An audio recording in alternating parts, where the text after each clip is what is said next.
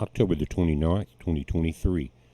Guys, it's a warm Monday morning here in central Mississippi. But remember, things are about to change.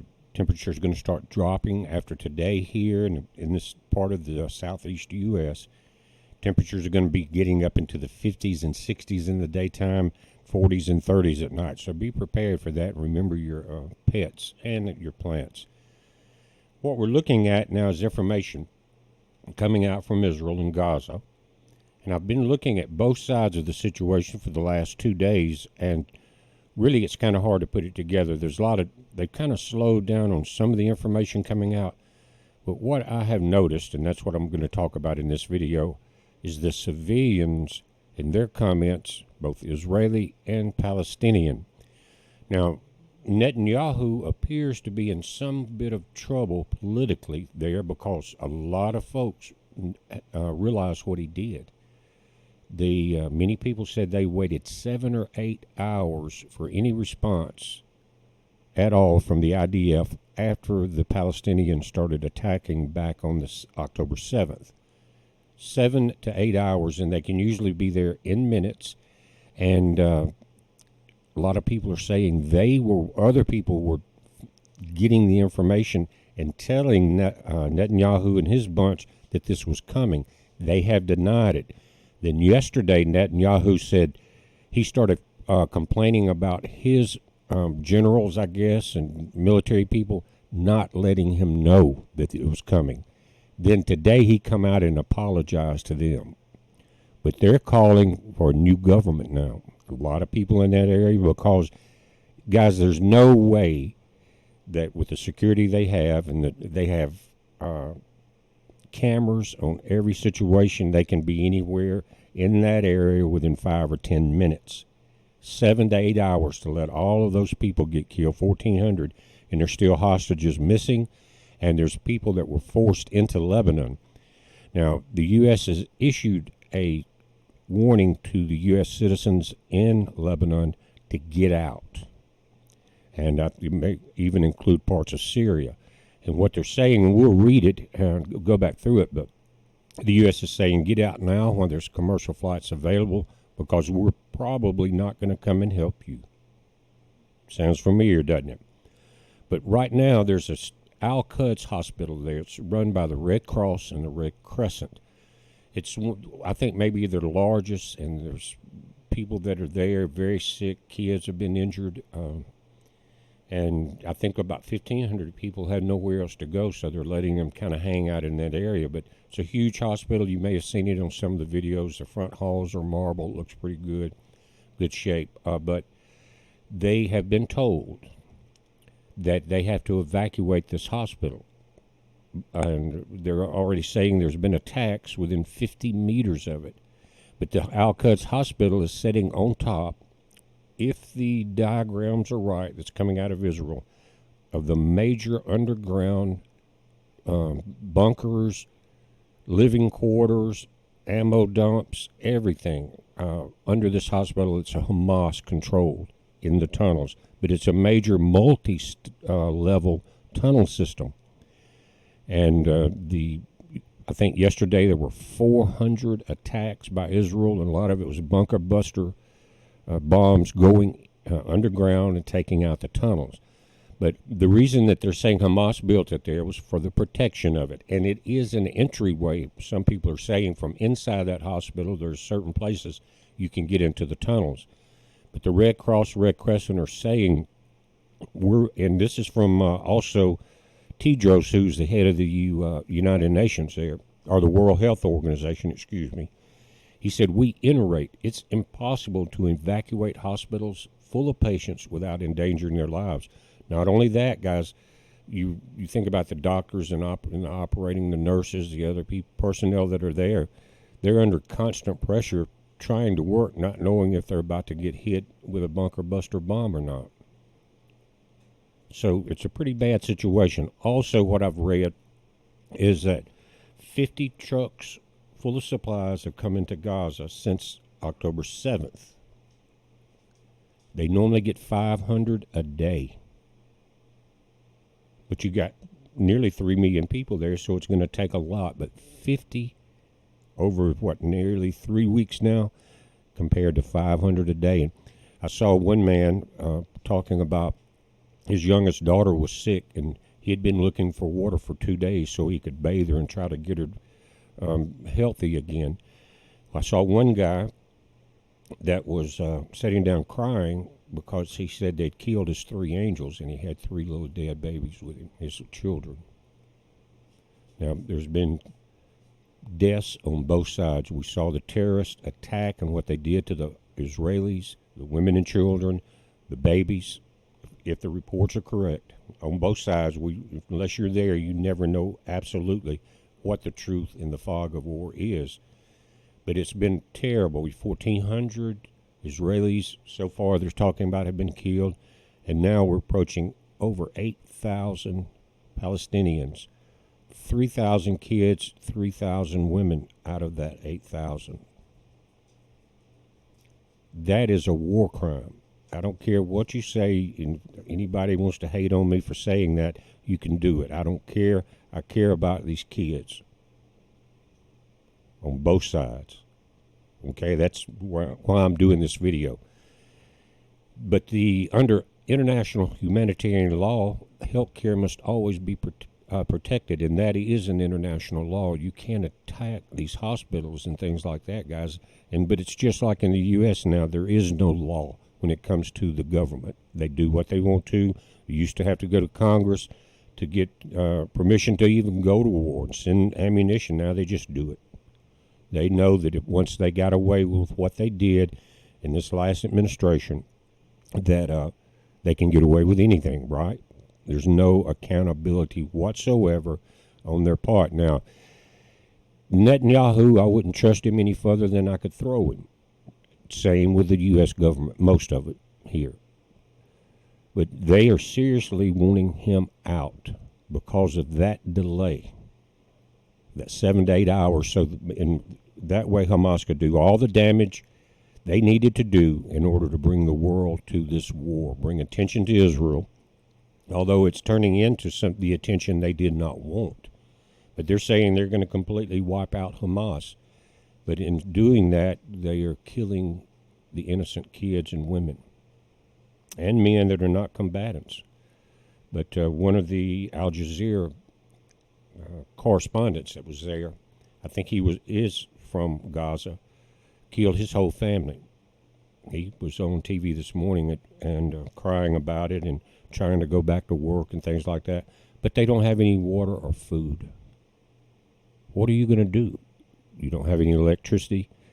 They have started to get there's reports coming in, they're getting some type of internet in there, and I read one report, guys, to where Elon Musk was going to set up some of the Starlink systems there so they would have some means of communication in and out. I think that's important because it would let the rest of the world kind of know what's going on there, right? And this is some of the updates. It says the U.S. Secretary of State Blinken spoke yesterday with UK Foreign Secretary James Cleverly. State Department spokesperson Matthew Miller said on Sunday, Secretary Blinken and Foreign Secretary Cleverly affirmed Israel's right to self-defense. I agree. Discussed their engagement with regional partners to prevent the spread of the conflict and secure the release of the hostages. That should be done. But self-defense does not include killing women and children. I don't care who you are. If you claim to be a Christian and you support Israel, that's fine. But don't come on here and attack me for it.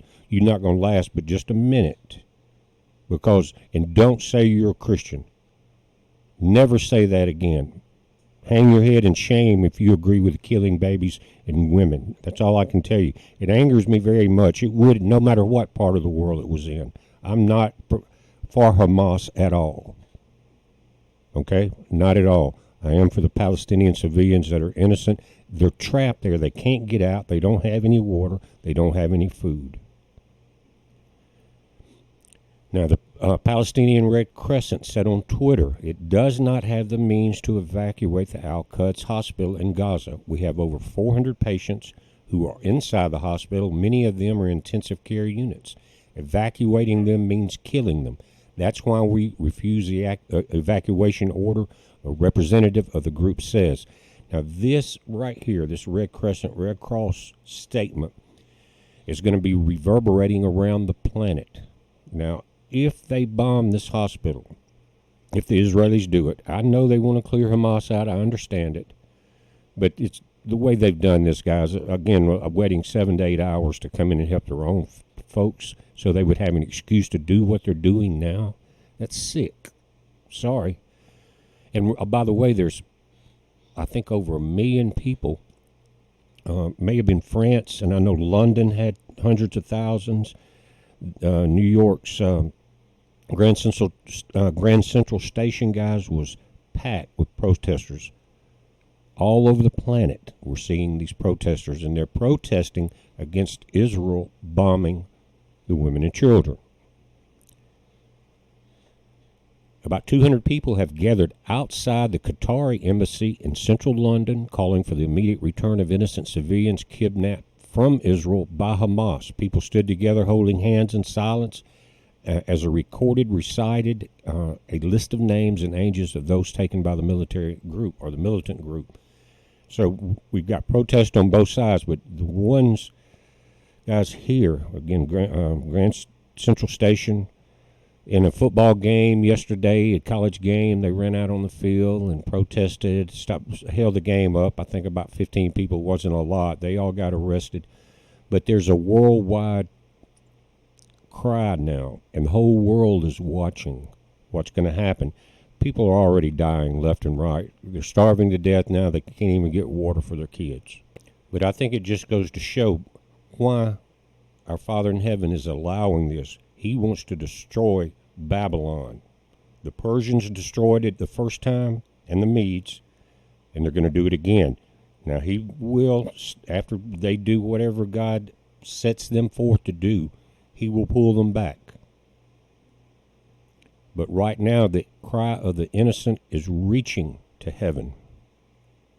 And one of Israel's leading businessmen, Amnon Shashua, has urged the immediate ouster of Prime Minister Netanyahu and his government. In a high-profile public rebuke from Israel's private sector, Shashua, the head of self-driving auto technologies from Mobileye, said Netanyahu's government was guilty of failures, dissonance, and incompetence. The incompetence was planned, and I think he's talking about, in all three of those words, the 7 to 8 hours that Israel allowed this to happen. It's kind of like the 7 or 8 years that we've been seeing on our southern border. Now, it did get better for about 4 years, but about 3 years ago it went to hell. I think right now there's, if I'm not mistaken, 23 million people have come across the border since the new administration came into office. The White House National Security Advisor, Jake Sullivan, has said Washington is talking candidly about the military operation with Israel, but refused to share further details. Sullivan told CBS's Face the Nation that the U.S. and Israel were discussing hard questions, humanitarian aid, distinguishing between terrorists and innocent civilians, the thinking behind the military operation. That's what they're talking about. While we're mentioning politics, we got the new Speaker of the House in on the Republican side, the fellow from Louisiana.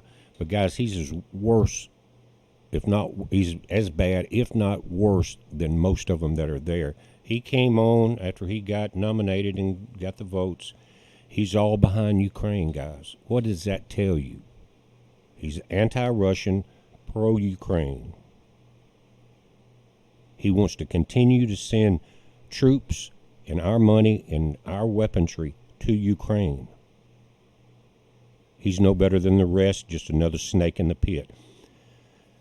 The total death in Gaza rose to 8,005 people and 20,242 others injured, according to the official spokesperson for the health ministry in Gaza on Sunday. This is coming from Reuters.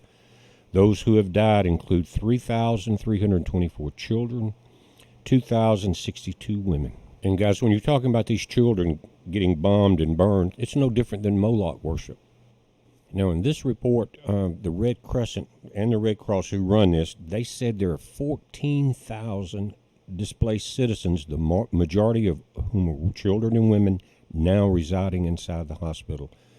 It said they are living in fear and anxiety due to the threats from the occupying authorities to bomb the hospital, which they sought refuge in as a result of the ongoing shelling, believing that it would be a safe haven. I'm hoping, and I hope every one of you say a prayer to protect those civilians. This is murder. I don't care what you call it. I don't care how much you love Israel. This is murder. It was murder when the Palestinian terrorists killed the innocents in Israel. But this is going way beyond the military when you get to this point right here. But guys, that's kind of where I see things right now. You got saber rattling going on in many nations. There's problems still in Ukraine and Russia. But right now, the one thing I have not heard out of Crimea, out of Ukraine, is the mass killing of civilians. A lot of the videos that I've seen there, where it was large battles, it looked like everyone had been evacuated just about, except maybe troops. A lot of the houses, you guys have seen those videos of drones and stuff like that and everything happening. Did not see a lot of civilians in there. And the Israelis have been dropping some flyers from planes, I guess, or drones, telling them to evacuate certain areas. But guys, they're saying they cannot evacuate Al-Quds without a great loss of life. And where are they going to go? You can't get out. Egypt won't take them. They have no food and water. I'm just making a humanitarian plea here, and I hope you guys join me. And when you get to see this video, say a prayer for the innocents. This is a heads up. Be safe.